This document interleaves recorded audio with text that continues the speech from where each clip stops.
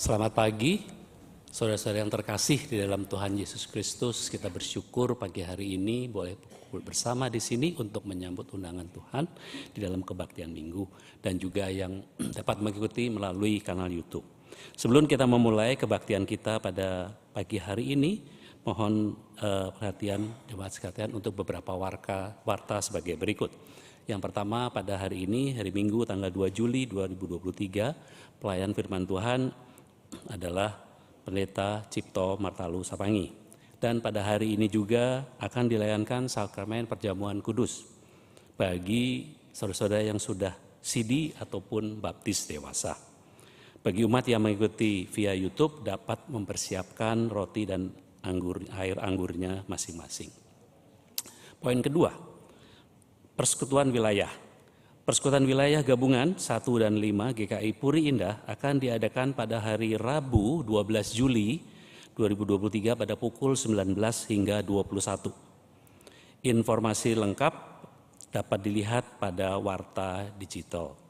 Diharapkan kehadiran jemaat dan simpatisan sekalian.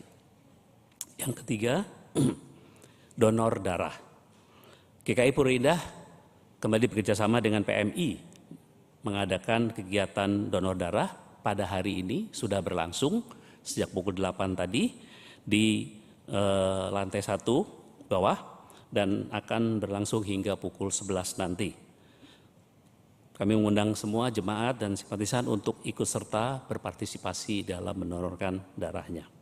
Yang keempat, GKI Puri Indah membutuhkan tenaga administrasi keuangan part-time sifatnya.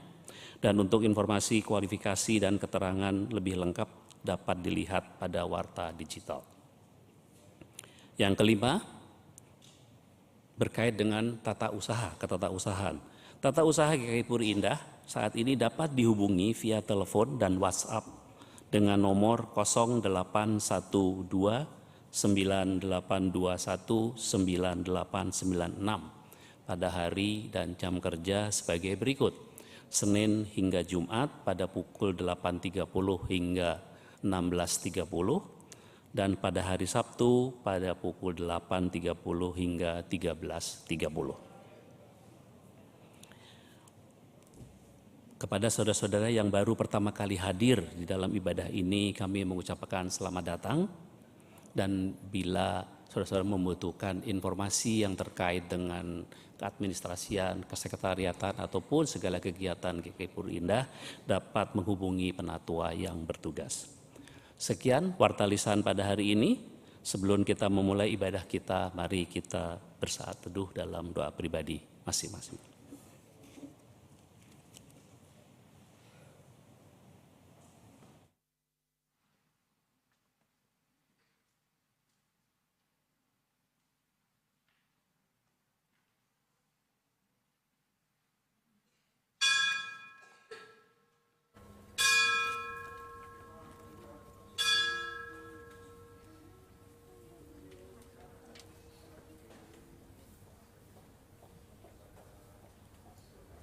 Saudara-saudara yang terkasih, selamat datang di dalam undangan Tuhan untuk beribadah bersama di hari Minggu ini.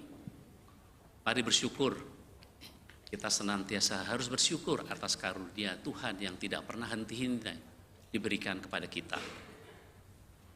Mari bersyukur seperti pemazmur berkata, aku mau bersyukur kepada Tuhan dengan segenap hati. Aku mau menceritakan segala perbuatan-Mu yang ajaib. Aku mau bersukacita dan bersukaria karena Engkau. Bermazmur bagi nama-Mu yang maha tinggi. Dialah yang menghakimi dunia dengan keadilan dan mengadili bangsa-bangsa dengan kebenaran. Bermazmurlah bagi Tuhan. Mari jemaat sekalian, kami undang berdiri dan bersama kita menaikkan pujian dari NKB 1. Hai Kristen, nyanyilah.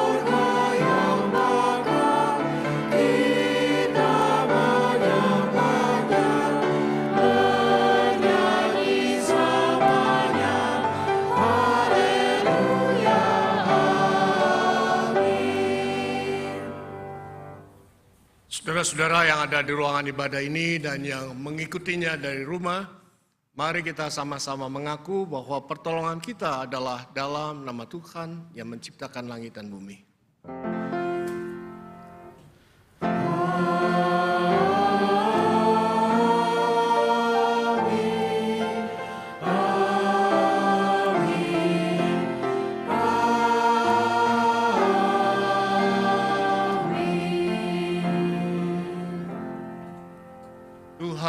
beserta saudara. dan beserta saudara juga. Silakan duduk. Selamat pagi Bapak Ibu yang dikasihi Tuhan, apa kabar? Kita boleh bersyukur ya, kita boleh bisa memasuki bulan ke-7 di tahun 2023. Yang mana kalau kita mengingat awal pada saat kita memasuki tahun 2023, penuh dengan kemisterian, penuh dengan kegentaran. Tapi kalau sampai sekarang kita berada di awal bulan Juli, itu menunjukkan bahwa Tuhan tidak pernah berhenti untuk menyatakan kebenarannya dalam menolong memberkati kita. Saudara-saudara, tema hari ini adalah kebenaran terkadang menggelisahkan. Kalau kita berbicara tentang tema ini, maka tema ini mau mengingatkan kita bahwa itu adalah sebuah kenyataan yang seringkali hadir dalam kehidupan kita. Dan karena itu memang pada saat kita berhadapan pada tema itu, kita diperhadapkan pada dua pilihan pada saat kita berpikir kebenaran terkadang menggelisahkan kita. Yang pertama adalah kita di sini diminta untuk menyatakan apa yang benar. Sekalipun apa yang kita sampaikan itu tidak menguntungkan buat kita, menyampaikan kebenaran itu mungkin akan menuntut pengorbanan kita. Dan yang kedua, kita juga diperhadapkan pada pilihan untuk menyatakan kebenaran. Maka tidak jarang kita mencari aman. Kita nggak mau beresiko. Sekalipun kebenaran harus kita tutupi. Di dalam Alkitab pun sama, kalau kita perhatikan Bapak Ibu ada banyak tokoh yang mengalami seperti yang kita alami. Salah satunya adalah tokoh Yeremia yang nanti kita akan kupas di dalam uraian khotbah. Demikian juga dengan tokoh Timotius. Timotius dalam pergumulannya dia menyatakan kebenaran, dia memberitakan kebenaran firman Tuhan. Dengan arahan mentor rohaninya itu Paulus, maka di sini disampaikan pada kita dalam 2 Timotius 4 ayat 2. Beritakanlah firman, siap sedialah baik atau tidak baik waktunya, nyatakanlah apa yang salah, tegurlah dan nasihatilah dengan segala kesabaran dan pengajaran. Bapak Ibu, sama seperti nasihat Paulus yang diberikan kepada Timotius. Demikian juga Bapak Ibu dan saya dipanggil Tuhan untuk bersama-sama memberikan terbaik. Kita dipanggil untuk menyatakan kebenaran kita yang kita ketahui lewat karya dan talenta yang sudah Tuhan percayakan buat kita. Oh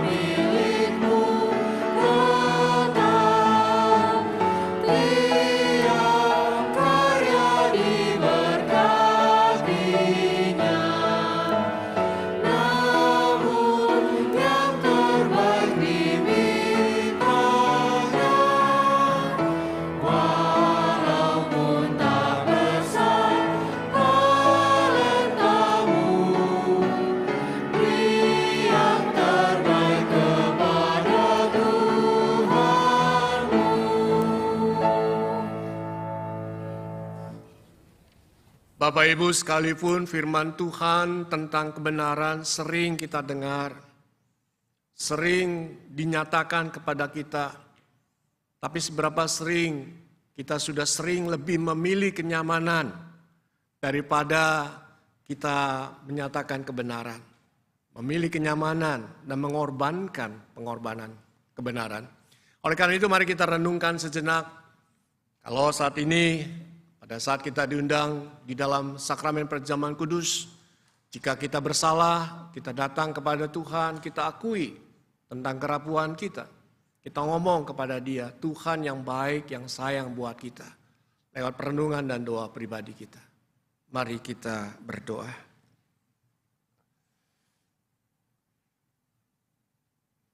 Ya Tuhan, kami sadar bahwa Engkau adalah Tuhan yang pengasih dan penyayang. Tuhan yang bisa mengerti tentang keberadaan kami, yang mau mengampuni segala dosa dan kesalahan kami. Dan kami juga sadar bahwa Engkau juga adalah Tuhan yang mengadili kami dengan keadilan dan kebenaran. Di momen yang tepat pada saat ini Tuhan, biarlah kami diberikan pengampunan atas segala dosa dan kesalahan kami. Ketika kami gagal untuk memberlakukan firman yang Engkau ajarkan. Ampuni kami yang penuh dengan kecemaran ini. Layakkan diri kami pada saat kami diundang di dalam pesta perjamuan. Dan kesempatan ini Tuhan tolong berikan kami hati yang suci dan benar, sehingga kami bisa berperangai laksana Tuhan kami. Amin.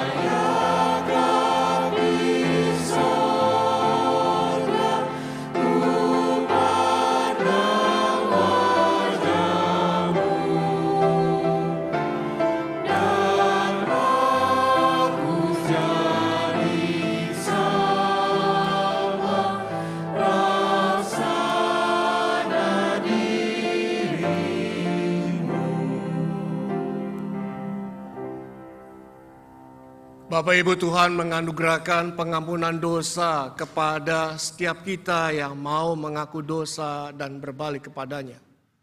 Ini dinyatakan di dalam Yesaya pasal 1 ayat 8. Sekalipun dosamu merah seperti kirmisi akan menjadi putih seperti salju. Sekalipun berwarna merah seperti kain kesumba akan menjadi putih seperti bulu domba. Di dalam Kristus engkau telah diampuni. Di dalam Kristus engkau pun telah diampuni.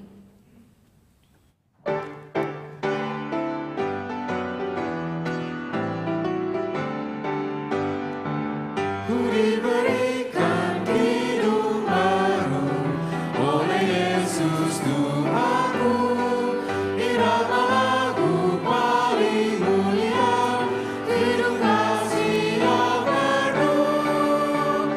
Hatiku bersukacitalah, bersukacitalah, bersukacitalah. Hatiku bersukacitalah di dalam Yesus Tuhanku.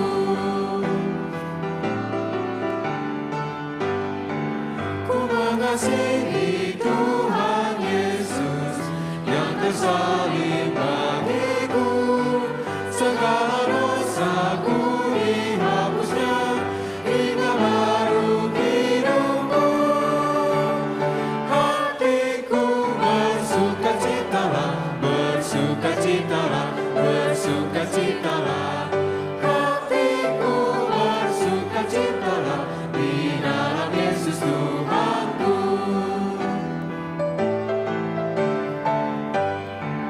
Ku muliakan kasih Yesus dalam lagu yang merdu. Kelak malaikat dalam surga mengiringi hidupku. Hatiku bersukacitalah, bersukacitalah, bersukacitalah.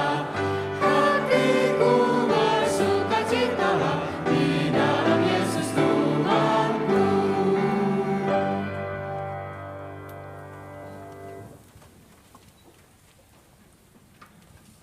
Mari kita berdoa. Penuhi hati kami Tuhan dengan sukacita firman-Mu. Karena firman-Mu itulah yang mengingatkan kami untuk kami kembali hidup dalam kebenaran firman-Mu. Dan jikalau saat ini kami mau berinteraksi dengan firman-Mu, cengkram kami Tuhan dengan kuat kuasa firman-Mu. Berikan kami kegelisahan ketika kami tidak mau menerjemahkan kebenaran yang kami tahu. Hadirkan kami kegelisahan agar kami boleh bisa tetap berada di jalan-jalan Tuhan kendaki. Dan jikalau saat ini kami ingin menyanyikan kidung baru, tapi biar lewat firman-Mu kami boleh mengalami perubahan-perubahan hidup yang semakin hari boleh bisa semakin menyukakan hati Tuhan. Tiba saatnya kami Tuhan, hamba dan umat, merindukan jamahan dari firman-Mu. Biar Roh Kudus bekerja mempengaruhi hati dan pikiran kami. Biar Roh Kudus bekerja menemani pembacaan dan pendengaran kami terhadap firman-Mu. Biar Roh Kudus bekerja di dalam hamba-Mu yang akan mengulasnya. Sehingga baik hamba maupun umat boleh diperkenankan mengalami sukacita dari firman-Mu. Kami boleh menjadi hamba kebenaran dan tidak lagi menjadi hamba dosa. Sehingga kami boleh layak mensyukuri ketika kami diundang di dalam perjamuan kudus. Di dalam nama Tuhan Yesus kami berdoa dan memohon. Amin.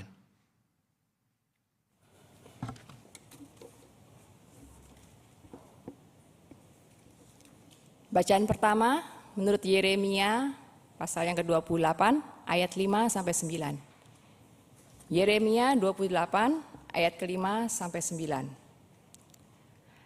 Lalu berkatalah Nabi Yeremia kepada Nabi Nananya di depan mata imam-imam dan di depan mata seluruh rakyat yang berdiri di rumah Tuhan itu. Kata Nabi Yeremia, amin. Moga-moga Tuhan berbuat demikian. Moga-moga Tuhan menepati perkataan-perkataan yang kau nubuatkan itu dengan dikembalikannya perkakas-perkakas rumah Tuhan dan semua orang buangan itu dari Babel ke tempat ini. Hanya dengarkanlah hendaknya perkataan yang akan kukatakan ke telingamu dan ke telinga seluruh rakyat ini. Nabi-nabi yang ada sebelum aku dan sebelum engkau, dari dahulu kala telah bernubuat kepada banyak negeri dan terhadap kerajaan-kerajaan yang besar tentang perang dan malapetaka dan penyakit sampar. Tetapi mengenai seorang nabi yang bernubuat tentang damai sejahtera, jika nubuat nabi itu digenapi, maka barulah ketahuan bahwa nabi itu benar-benar diutus oleh Tuhan. Demikianlah sabda Tuhan.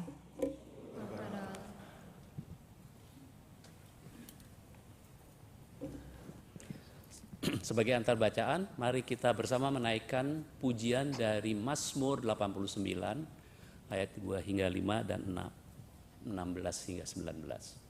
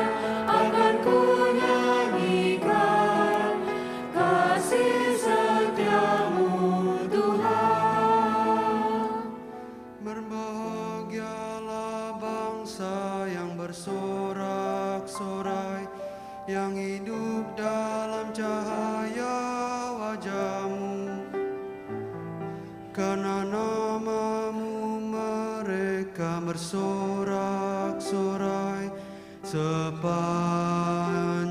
hari, dan karena keadilan-Mu mereka pun bermegah, sebab Kau kemuliaan kekuatan mereka.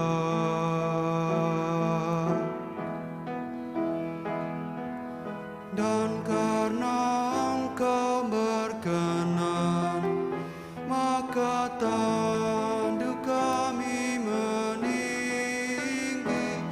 perisai kita milik Tuhan, Raja kita milik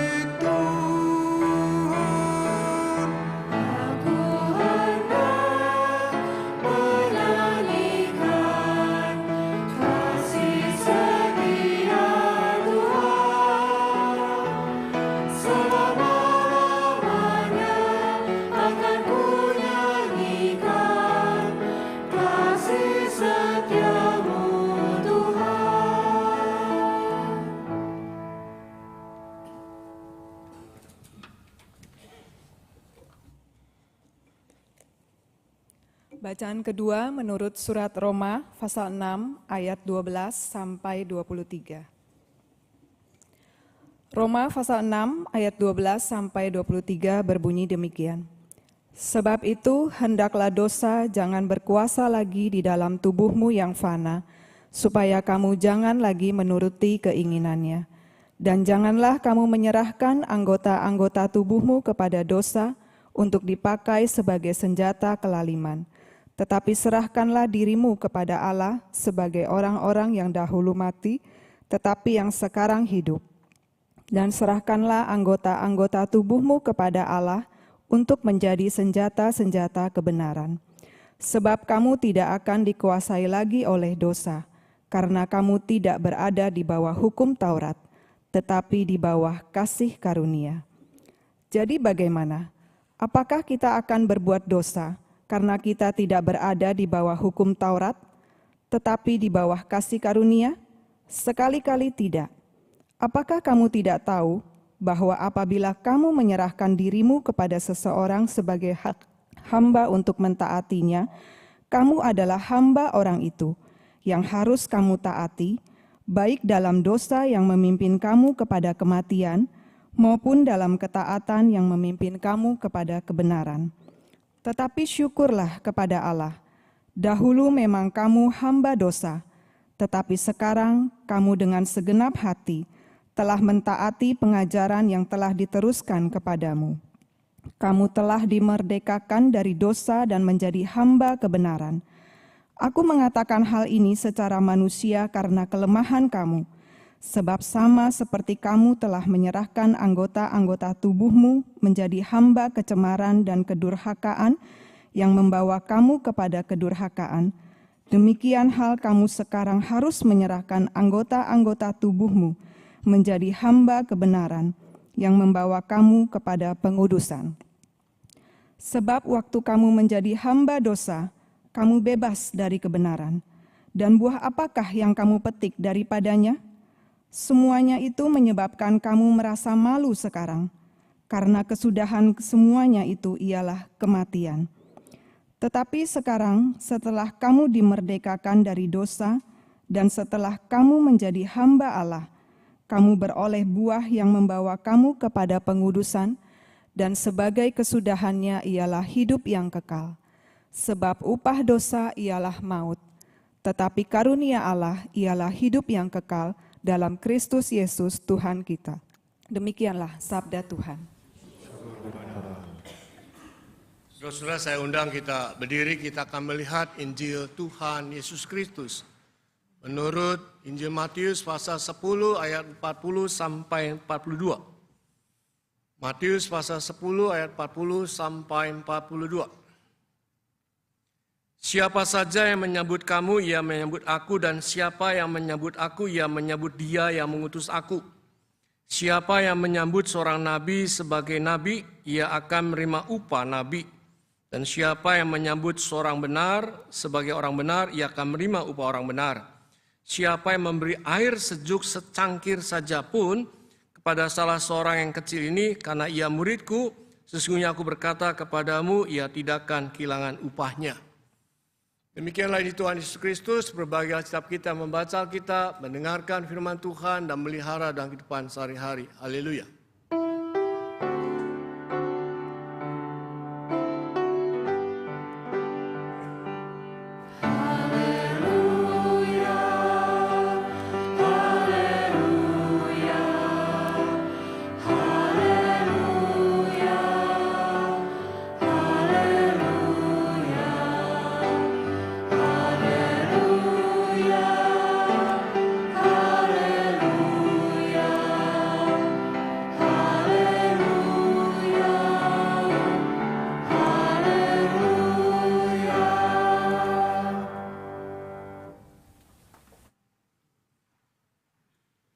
Bapak, Ibu, Saudara, saya akan memfokuskan ulasan firman Tuhan dari dua kitab.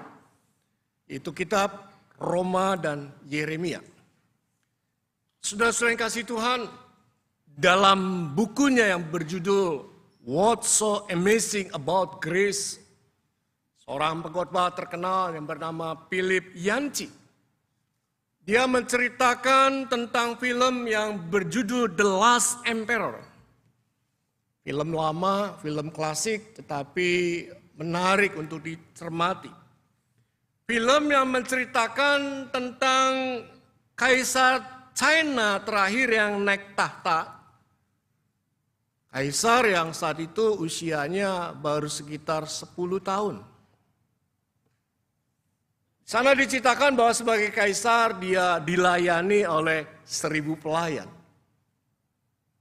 Suatu ketika kerabatnya datang mengunjungi kaisar cilik ini dan bertanya kepada kaisar ini yang masih kecil. Apakah enak kamu menjadi seorang kaisar? Sama seperti anak-anak pada umumnya, dia dengan spontan mengatakan enaklah. Dia menjawab seperti itu. Lalu kerabatnya kembali lagi bertanya, apa yang terjadi kalau kamu sebagai kaisar melakukan sebuah kesalahan? Kira-kira apa yang kamu lakukan? Maka kaisar ini menjawab, kalau aku melakukan sebuah kesalahan, yang kena hukuman adalah pelayanku. Yang kena hukuman adalah bawahanku. Lalu dia dengan sengaja memecahkan sebuah bejana yang ada di dekat dia. Dan benar Bapak Ibu, setelah itu salah satu pelayannya yang terkena hukuman, dia aman-aman saja. Saudara-saudara yang kasih Tuhan, apa yang dilakukan kaisar kecil ini menunjukkan pada kita bahwa betapa tidak mudahnya kita untuk melakukan suatu kebenaran. Sangat susah, sulit. Dengan sadar kita melihat bahwa sebenarnya ada banyak kesempatan, ada banyak peluang, ada banyak ruang untuk bisa mengatakan kebenaran. Untuk bisa mempraktekkan kebenaran. Untuk berpihak kepada kebenaran. Untuk menghadirkan kebenaran. Tapi di dalam kenyataannya seringkali kita enggan melakukannya. Kenapa kita enggan melakukannya? Karena kita nggak mau repot. Kita nggak mau beresiko. Kita matikan perasaan gelisah kita, padahal Tuhan sudah membunyikan alarmnya. Tetapi kegelisahan itu kita padamkan, kita tabrak kebenaran itu. Kita tidak mau susah, kita tidak mau ribut. Akhirnya kita yang benar, maka kita juga ikut berdosa. Mengapa? Karena kita sudah melakukan ketidakbenaran dengan yang tidak benar. Bapak Ibu, tapi kenyataan berbalik dengan apa yang diajarkan oleh Alkitab yang kita sudah baca tadi. Dalam Alkitab diajarkan bagi orang percaya, jika kita melakukan kesalahan, maka pada dasarnya kaisar kita yang menanggung hukuman kita. Kita yang harusnya salah, kena hukuman. Kita yang harusnya binasa karena kesalahan, tapi kaisar kita yang menanggungnya. Inilah kebenaran yang harusnya kita sadari. Inilah kebenaran sesungguhnya yang patut kita syukuri. Karena kita punya kaisar yang mau menanggung segala resiko. Kaisar yang mau menanggung segala yang harusnya kita terima dan alami. Siapa Bapak Ibu kaisar ini? Siapa? Tuhan Yesus.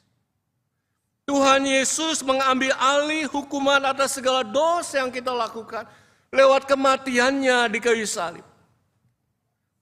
Tuhan Yesus yang memikul sehingga kita tidak menerima hukuman. Dia tidak melakukan kesalahan, tapi dia mau menggantikan kita. kematian dan kebangkitannya membuat kita mengalami keselamatan. Saudara-saudara yang kasih Tuhan, keselamatan inilah yang harusnya menjadi dasar dari hidup kita. Keselamatan inilah yang harusnya menjadi kebenaran hidup kita. Kebenaran yang paling benar ketika kita boleh bisa menerima karya keselamatan Allah. Karena itu seharusnya kita gelisah. Harusnya kita gelisah ketika kita tidak kenal dengan kebenaran itu. Harusnya kita gelisah ketika kita tidak menjalankan kebenaran itu. Harusnya kita gelisah ketika kita lebih mencintai dosa yang membuat kita hidup di dalam ketidakbenaran. Hidup di dalam ketidakbenaran. Itu juga yang boleh kita temukan dalam diri Nabi Hanaya. Di dalam bacaan Yeremia pasal 28 ayat 5 sampai 9. Persoalan ketidakbenaran ini muncul di zaman ketika Sedekia menjadi raja dan memerintah Israel. Yeremia dan Hanaya sama-sama memberitakan firman Tuhan, sama-sama nabi. Yeremia menubuatkan pada bangsa Israel bahwa Israel akan mengalami masa pembuangan di Babel. Beda halnya dengan Hanaya. Di bait Allah yang harus menjadi tempat pernyataan perkataan Allah. Tapi di bait Allah itu juga justru dipakai oleh Hanaya untuk memperkuat keyakinannya, untuk memberitahukan kepada umat bahwa umat tidak akan mengalami penderitaan. Umat tidak akan berada di masa pembuangan di Babel. Dan kalau disuruh memilih, maka umat pasti akan memilih dan menyenangi apa yang dinubuatkan oleh Hanaya. Mengapa? Karena umat sedang menikmati kemerdekaan yang sedang dialami karena sudah sekian lama mereka hidup mengalami penjajahan. Hanaya pendapatnya sangat masuk akal buat Israel.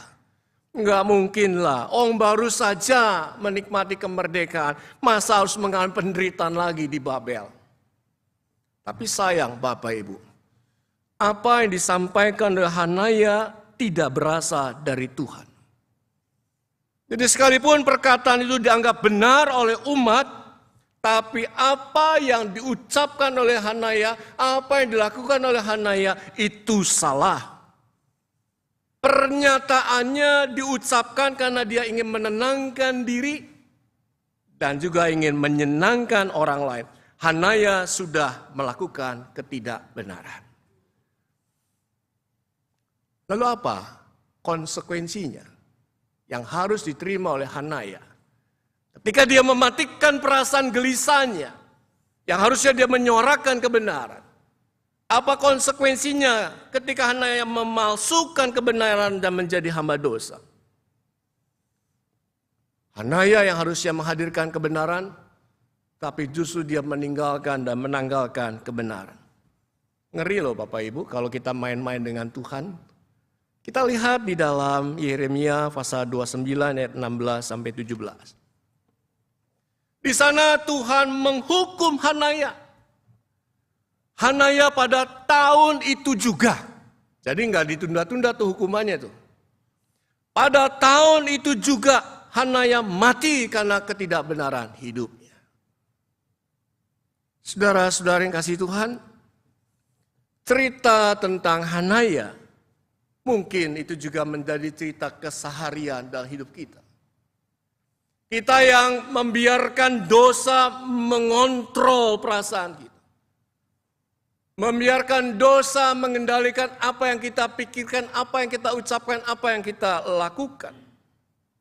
Sekalipun Tuhan sudah memberikan tanda gelisah. Pernah Bapak Ibu gelisah ketika kita tahu harusnya kita melakukan itu tapi kita diam saja? Pernah kita gelisah pada saat sebenarnya kita bisa ngomong yang itu tapi kita menghindar dan kita bungkam 1000 bahasa? Ketika kita membiarkan itu, maka kita diingatkan oleh Paulus dalam bacaan Roma pasal 6, ayat 12 sampai 23. Paulus ini menasihati jemaat Kristen di Korintus. Sebab hendaklah dosa jangan berkuasa lagi dalam tubuhmu yang fana, supaya kamu jangan lagi menuruti keinginannya. Bapak Ibu, janganlah kita cepat bersyukur ketika Yesus mati dan bangkit menyelamatkan kita. Kenapa? Karena sekalipun Yesus sudah menyelamatkan kita, tapi Yesus tidak bisa menghalangi kita jikalau kita menyerahkan anggota tubuh kita kepada dosa. Yesus memberikan kehendak bebas buat kita, keputusan kembali kepada kita, sehingga akhirnya kita menyerahkannya sebagai senjata kelaliman, dipakai untuk melayani keinginan-keinginan yang tidak benar. Karena itulah di sini Paulus menasihati kita. Ketika kita sudah diselamatkan oleh Allah, ketika kita mengalami kebenaran dari Allah, jangan lagi kita bertindak bodoh. Jangan lagi kita memberikan kesempatan buat dosa masuk, menguasai, mempengaruhi, sehingga kita akhirnya tidak mengalami kegelisahan dan kita hidup dalam ketidakbenaran. Mengapa? Karena sekali kita jatuh cinta kepada dosa, semakin sering kita akan berbuat dosa. Sekali kita jatuh cinta pada dosa, semakin sering kita mengalami perbuatan-perbuatan yang tidak berkenan hadapan Tuhan. Karena kita menyukai dosa. Bapak Ibu, ada hal yang menarik dari orang-orang Eskimo di Kutub Utara. Jika mereka ingin menangkap beruang liar yang ada sekitar mereka. Cara menangkapnya unik Bapak Ibu. Sebelum menangkap, mereka menyiapkan sebuah pisau tajam, panjang, yang bermata dua. Saya ibaratkan di pisau panjang, tajam, bermata dua. Lalu pisau ini mereka lumuri dengan darah binatang yang segar. Bolak-balik. Dan akhirnya pedang yang tajam itu berbentuk seperti es krim darah. Karena beku, dan kemudian pedang itu ditaruh di mana biasa beruang liar itu ada. Ketika beruang liar itu melewati tempat itu dan melihat, oh ada es krim darah, maka dia menghampiri. Lalu dia nikmati pisau itu, dia jilat-jilat. Lambat laun kan es krimnya itu yang darah hilang dan muncul darah segar. Yang bukan karena memang es krim yang beku karena darah. Darah segar dari lidah yang memang menjilati pisau itu. Justru ketika dia menikmati darah segar, dia semakin lahap, semakin nikmat, semakin enak. Wah enak ya. Terus lambat laun lama-lama dia lemas, kehabisan darah, dan mati. Bapak Ibu, saudara-saudara yang kasih Tuhan, tentang beruang yang mati karena kehabisan darah adalah gambaran diri kita. Jikalau kita dikendalikan oleh dosa, jikalau kita terus jatuh cinta kepada dosa, jikalau kita menjadi hamba ketidakbenaran, dosa itu menyenangkan, dosa itu nikmat. Lambat laun kalau kita terus di bawah kendali dia, kita akan berakhir kepada kematian kekal. Dosa mulai bergerilya bukan dari yang besar-besar, tapi dari yang sepele, dari yang kecil. Misalkan saja kebutuhan istirahat. Ketika kita dikuasai dosa, maka yang terjadi kita menjadi orang yang malas. Misalkan saja kebutuhan makanan. Ketika kita dikuasai dosa, maka kita menjadi orang yang serakah. Nggak pernah puas. Kebutuhan finansial. Ketika kita dikuasai dosa, sehingga kita menjadi orang yang kikir, orang yang tidak mau berbagi, hidup buat diri sendiri. Kebutuhan seksual. Ketika dikuasai dosa, maka kita menjadi pribadi yang memalukan. Kita searching terus di dalam situs-situs porno. Ketika dikuasai dosa, maka hidup kita semakin jauh dan membuat kita mendekat kepada kematian. Mari kita sama-sama memeriksa diri kita dengan berkaca kepada Roma 6. Apa yang sekarang ini kita sedang lakukan? Apakah saat ini kita sedang menyerahkan anggota tubuh kita, otak kita, mata kita, telinga kita, mulut kita, pikiran kita, organ tubuh kita? Kalau kita menyerahkannya buat Tuhan, maka apa yang kita miliki kita bisa menyukakan hati Tuhan. Tapi kalau saat ini kita betul-betul menyerahkannya untuk melayani dosa, maka ini yang membuat bahwa kita sedang menjalani profesi kita sebagai hamba dosa. Bapak Ibu, lalu apa sikap Allah kepada kita? Apakah Allah langsung menghakimi kita? Apakah Allah langsung menolak kita? Apakah Allah diam saja? Allah kita Allah yang maha kasih. Allah tidak pernah rela jika kita kembali berbuat dosa. Allah tidak membiarkan kita hidup dalam dosa. Karena itu Bapak Ibu, setiap kali hari Minggu di dalam ibadah kita kan ada doa pengakuan dosa ya. Yang tujuannya kita diingatkan kembali, mari kita hidup minta pengampunan dari Tuhan. Mari kita hidup dalam pertobatan. Allah tidak membiarkan, karena itu Allah memberikan kasih karunia-Nya buat kita. Kasih karunia itu terjadi saat kita merayakan sakramen perjamuan kudus. Kasih karunia kita terima lewat kematian Kristus. Demi sebuah kebenaran, kita diselamatkan oleh Dia. Kita yang semula adalah hamba dosa. Lewat kematian Kristus kita dijadikan sebagai hamba kebenaran. Yang menarik Bapak Ibu, peralihan dari hamba dosa menjadi hamba kebenaran. Ini yang harusnya menjadi sebuah kesadaran buat kita. Peralihan ini yang harusnya kita rawat, kita jaga, kita pertanggungjawabkan. Karena kematian Kristus di kayu salib bukan kematian yang murahan. Kematian Kristus di kayu salib kematian yang dibayar tunai lewat karyanya yang membuat kita diampuni dan diselamatkan. Melalui kematiannya kita dimerdekakan dari ketidakbenaran. Dan itu artinya kita bukan lagi hamba dosa. Kita bebas dari majikan-majikan lama kita. Keinginan daging, hukum Taurat, aturan lahiriah. Di kayu salib membuat kita bebas dari kuasa-kuasa roh dunia dan kebinasaan. Karena itu Bapak Ibu, kita adalah hamba kebenaran. Ini yang perlu kita ingat. Jadi sudah semestinya kita hidup di dalam kebenaran Allah. Mari kita jadikan perjamuan kudus sebagai momen penting buat kita.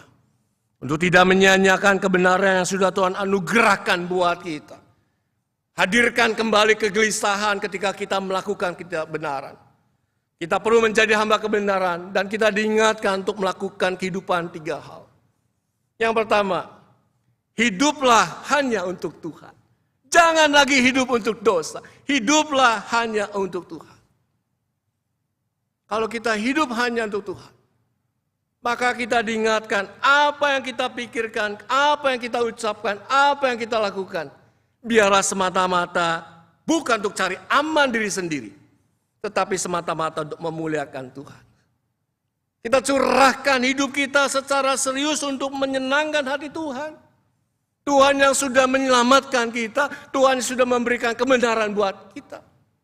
Yang kedua, hiduplah di dalam pertobatan. Jadikan perjamuan kudus sebagai turning point, titik balik, untuk membuat kita semakin tegas dan jelas. Kita harus berani mengatakan dosa, tidak. Jangan lagi kompromi dengan dosa, tolak dosa. Kita harus membenci dosa. Jangan main-main dengan dosa Bapak Ibu, jangan. Karena apa? Ketika kita main-main dengan dosa, ingat contohnya Hanaya. Karena dia main-main dengan dosa, karena dia menyembunyikan kebenaran, dia memalsukan kebenaran. Hidupnya berakhir dengan kematian. Tuhan menghukum. Karena apa? Karena ia mengkhianati kebenaran firman Tuhan. Dan yang terakhir, Hiduplah untuk selalu gelisah. Hiduplah untuk selalu gelisah jika kita melihat orang lain jatuh cinta kepada ketidakbenaran. Hiduplah untuk selalu gelisah ketika kita tahu bahwa banyak orang jatuh cinta pada dosa. Kita harus selalu gelisah kalau kita mulai mati rasa terhadap kebenaran. Karena jika kita gelisah, maka saya mengatakan bersyukurlah Bapak Ibu. Mengapa? Karena Roh Kudus ingin membuat kita hidup dalam kebenaran Tuhan. Karena Roh Kudus tidak ingin kita hidup dalam kebinasaan. Kiranya Tuhan menolong, memampukan kita untuk memperjuangkan kebenaran, menghadirkan kebenaran. Amin.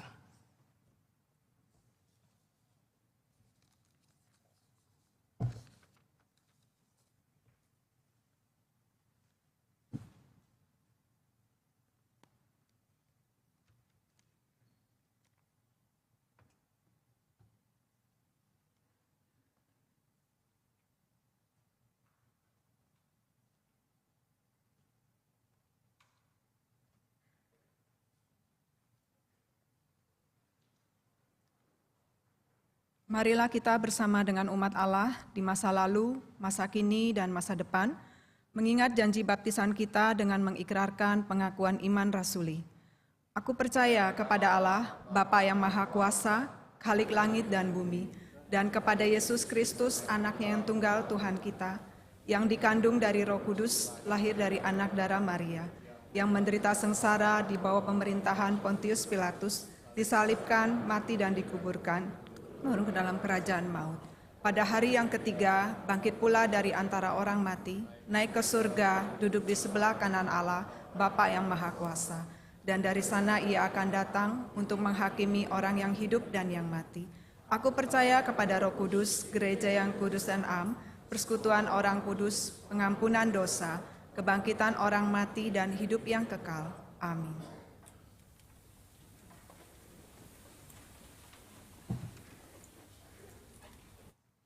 Bapak Ibu, mari kita menyatukan hati dan pikiran kita dalam doa syafaat.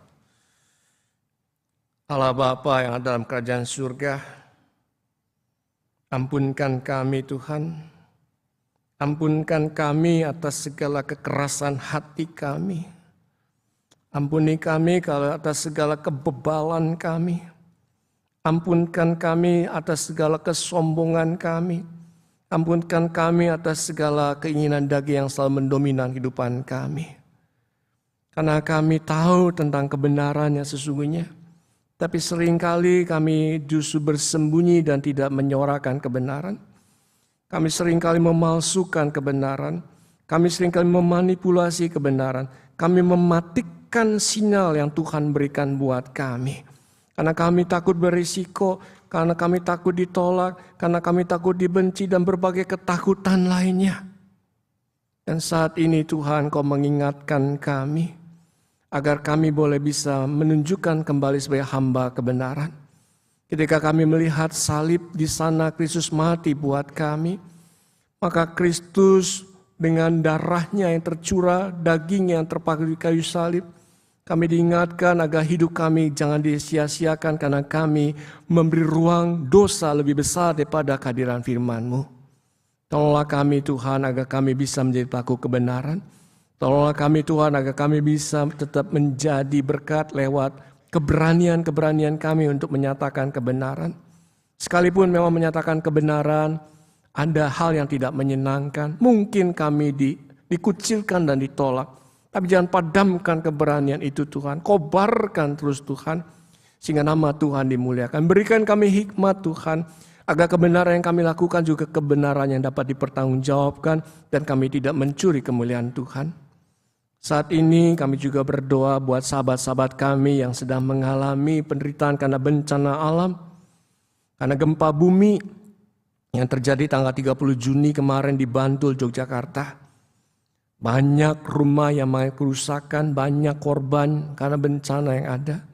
Tuhan berkati mereka di dalam kesedihannya, keterhilangan dan penderitaan, kuatkan mereka. Berkati pemerintah yang turun tangan untuk menolong mereka. Berkati juga gereja yang menjadi sahabat buat mereka. sehingga mereka tidak merasa ditinggalkan dan mengalami ketidakberhargaan. Bapa, kami juga berdoa buat setiap kami yang sedang menjalani liburan, karena masa liburan, karena anak-anak sekolah.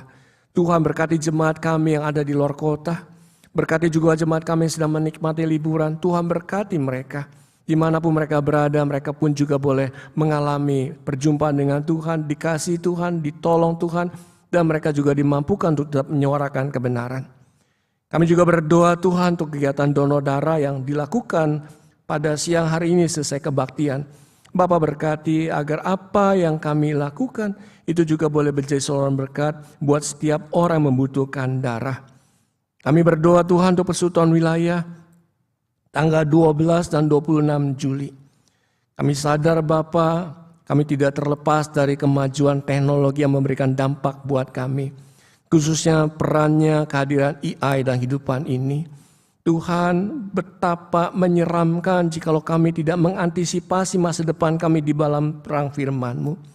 Oleh karena itu Tuhan berkati para pembicara yang akan menolong kami untuk bisa menyikapi kami dalam menghadap masa depan, terutama ketika kami berinteraksi dengan AI. Sekalipun kami menyadari bahwa itu bagian daripada kemajuan teknologi, tetapi kami boleh tetap menjadikan teknologi sebagai sarana untuk bertumbuh dan berbuah imannya. Saat ini kami juga berdoa buat sahabat-sahabat kami yang sedang sakit. Tiada henti Tuhan, kami berdoa untuk Ibu Evi Liston. Kami berdoa untuk Bapak Halim di Interkon, untuk Bapak Lim Peng Jun, ayah daripada Ibu Lani Kurniawan. Kami berdoa untuk Bapak Martinus. Kami berdoa untuk Ibu Tirsa, istri pada almarhum pendeta Anonius Kurnia Setia, mama daripada Bapak Ari Tunggal. Kami berdoa untuk Mbak Rati, menantu Ibu Anik, Ibu Weni, adik daripada Ibu Anik, Saudari Batari, adik daripada Ibu Juwita. Demikian juga Pak Alfon, ayah daripada Penatua Kris, Ibu Ratna di Malang, Bapak Iman Sutiono yang akan menjalani operasi prostat pada tanggal 4 Juli di Rumah Sakit Sari Asih Ciledug. Tuhan, Engkau mengenal mereka secara pribadi. Berkaryalah Tuhan lewat obat yang mereka minum. Berkaryalah Tuhan lewat istirahat yang mereka jalani. Berkaryalah Tuhan lewat doa-doa yang kami panjatkan. Sehingga mereka boleh mengalami pertolongan, mengalami kesembuhan dari Tuhan. Kami berdoa juga buat beberapa sahabat kami yang menjalani pemulihan. Kami berdoa untuk Ibu Sari, istri pada Pedato Newin yang menjalani pemulihan pasca operasi. Dan Saudara Dani Manurung yang juga menjalani pemulihan sehabis operasi katarak. Tuhan, Kau berkati, sehingga akhirnya mereka juga boleh bisa menjalankan aktivitas dengan baik. Terima kasih Tuhan, terima kasih. Di dalam nama Tuhan Yesus kami berdoa dan bersyukur. Amin.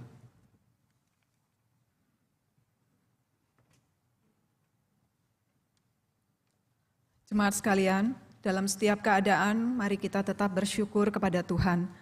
Baik dalam kenyamanan maupun dalam kegamangan.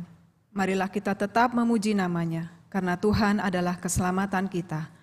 Mari kita menghaturkan persembahan berdasarkan Yunus pasal 2 ayat 9 yang berbunyi, "Tetapi aku dengan ucapan syukur akan kupersembahkan korban kepadamu. Apa yang kunasarkan akan kubayar. Keselamatan adalah dari Tuhan." Saudara dapat menyampaikan persembahan melalui transfer ke rekening BCA nomor 221-317-1194 ataupun dengan scan QRIS, atau bagi yang saat ini hadir onsite dapat pula memasukkan dalam amplop lalu diletakkan di dalam kotak di depan. Sambil menyanyikan persembahan, mari kita memuji Tuhan dari NKB 197, Besarlah Untungku.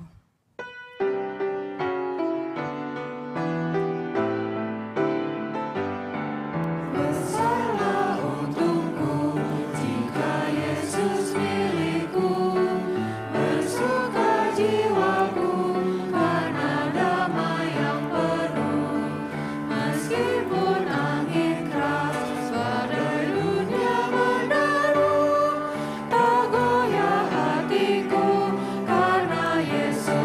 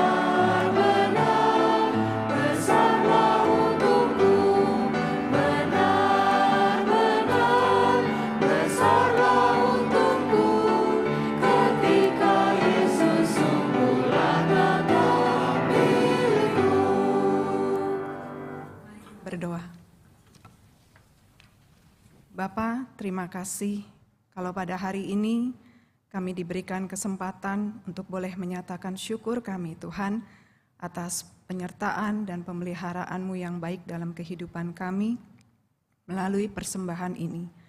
Walaupun Tuhan tidak sebanding dengan berkat yang Kau limpahkan dalam hidup kami, tapi biarlah Tuhan berkenan memakai persembahan ini menjadi alat untuk menopang pekerjaan-Mu Tuhan di tempat ini, hingga nama Tuhan saja yang boleh dipermuliakan. Terima kasih Tuhan, inilah doa syukur yang kami naikkan hanya di dalam nama Tuhan kami Yesus Kristus. Amin.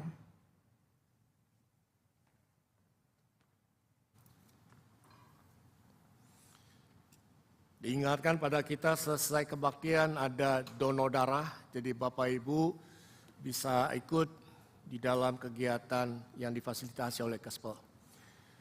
Saudara-saudara, keselamatan adalah dasar dari suatu kebenaran. Kebenaran terkadang menggelisahkan ketika kita mulai jauh dan semakin menyimpang dari Tuhan. Karena itu jangan pernah berhenti meminta kepada Tuhan agar kita dikuatkan untuk melawan segala godaan.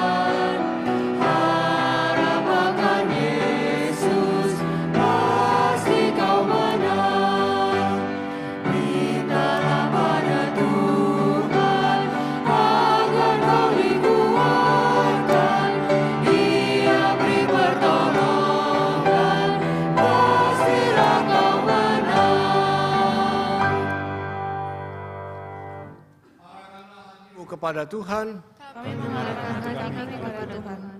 Jadilah saksi Kristus, Syukur kepada Allah, terpujilah Tuhan. kini dan selamanya. Kiranya Allah sumber pengharapan memenuhi kamu dengan semangat untuk terus menyatakan kebenaran, dengan kekuatan agar kita berani menghadapi kegelisahan, dengan kasih untuk bisa meneduhkan batin dan jiwa, pulang dan terimalah berkat Tuhan. Tuhan memberkati engkau dan melindungi engkau. Tuhan menyinari engkau dengan wajah-Nya dan beri engkau kasih karunia. Tuhan menghadapkan wajah kepadamu dan beri engkau damai sejahtera.